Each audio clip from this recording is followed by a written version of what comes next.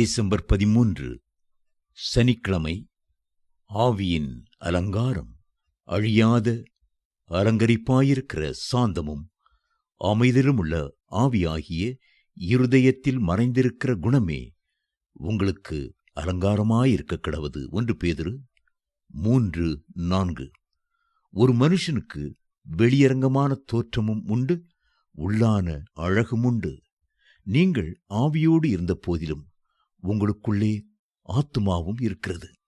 நீங்கள் சரீரத்திலே வாழுகிறீர்கள். உங்களுடைய ஆவி, ஆத்துமா, சரீரம் முழுவதையும் கர்த்தர் பரிசுத்த அலங்காரத்துடனே காத்துக்கொள்வாராக. 1 தெசலோனிக்கேயர் 5:23. உங்களை ஜனங்கள் பார்க்கும்போது உங்களுடைய வெளியரங்கமான தோற்றத்தை பார்க்கிறார்கள். ஆனால் உள்ளான மனுஷனில் நீங்கள் யாராக இருக்கிறீர்களோ அதுவே உங்கள் உண்மை நிலை.